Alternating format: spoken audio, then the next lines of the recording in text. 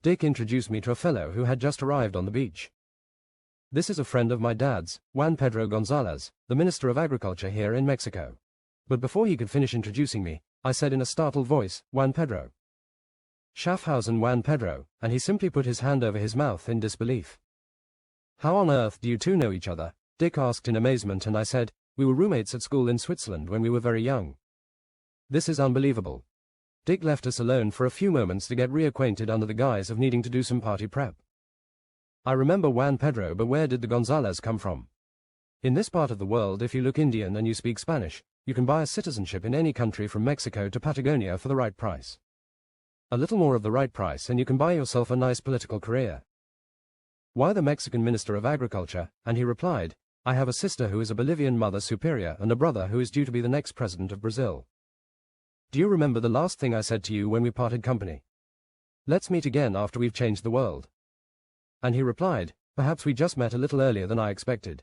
At that point Dick returned and the conversation turned jovial as we joined in with the fun that was going on closer to the water. Before he left, Juan and I managed to find some additional time to talk alone. He told me, when I left Switzerland, I ended up in Bolivia where my father spent his initial time in exile. My father read books and documents written by Ernesto Guevara, who was an Argentine Marxist revolutionary, physician, author, guerrilla leader, diplomat, and military theorist. He was a major figure in the Cuban Revolution. My father wanted to create a world where the native South Americans could live without the oppression they had felt since the Spanish first arrived on that fateful day more than 500 years ago. 500 years is a teardrop in the lake of time for our people. My father would tell me. He met with Daniel Ortega and became part of the Sandinista organization in Nicaragua. That was not a popular administration in US eyes and eventually it had to be removed. Daniel Ortega, however, was not and is a Nicaraguan politician serving as president of Nicaragua today, although amid a great deal of scandal. Is your message, change can happen? I asked. He continued, my sister is in Bolivia for a reason.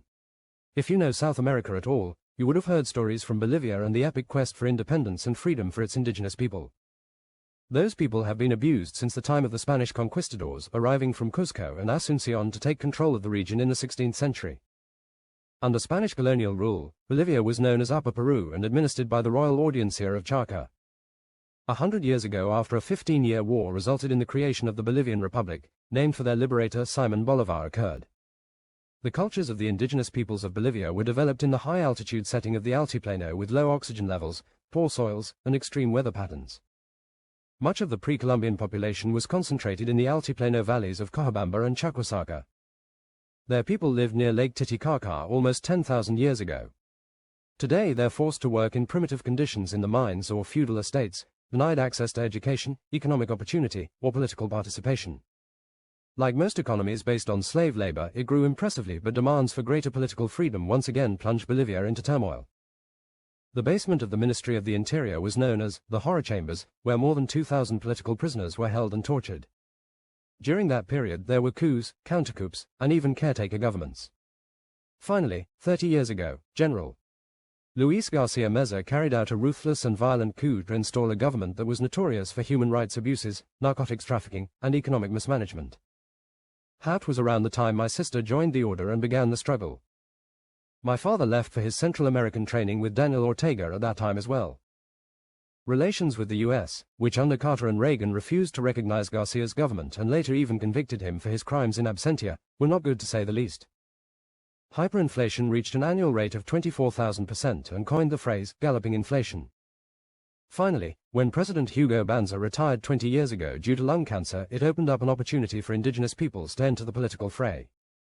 In presidential elections, indigenous leader Evo Morales of the Movement Towards Socialism Party narrowly lost because several days prior to voting, the US ambassador warned the Bolivian electorate that, if they voted for Morales, the US would cut off foreign aid and close its markets to the country.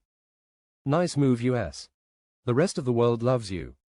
Morales still received more than 20% of the vote, just a couple points behind the winner. Evo Morales was a former cocalero or cocoa grower who joined with the peasant mine workers to create a voice in Bolivia.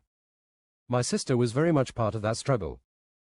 Eventually Evo Morales did become president, and the rights of indigenous peoples have never been stronger since the arrival of the Spanish. I could tell you many stories of how my sister Maria aided the efforts of those who made this happen, providing the resistance necessary to hold it back. He paused for a moment to collect his thoughts and recompose himself, then he continued. Back in Nicaragua, the overthrow and exile of Somoza Debayle made Ortega the leader of the ruling multi-partisan junta of national reconstruction. Ortega pursued a program of nationalization, land reform, wealth redistribution, and the Nicaraguan literacy campaign during his first period in office. My father was a very close advisor to that government, so let me tell you, nothing is ever as it appears from the American perspective. The heart of the world doesn't beat to an American rhythm. We'll meet again and I'll tell you about Nicaragua and what's currently happening in Brazil. There are hundreds of indigenous cultures that still exist there today. These are the people my brother Raphael is trying to help, or at least to protect until the world wants to help them.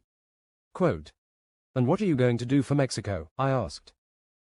"I've come to Mexico to ensure the opportunities being offered to the natives here are not being given with one hand and taken away with the other. Dick tells me you've seen the factories where Mexican labor's best wage is less than the American minimum wage. We have an opportunity here to create a whole new social order for the indigenous people and return them to a sustainable agrarian lifestyle. Consider this with your own goals, and if they can both be achieved, I would be happy to work with you, my friend. Change can happen, but sometimes the pendulum needs a nudge in the right direction. That's my message, I think." Dick introduced me to a fellow who had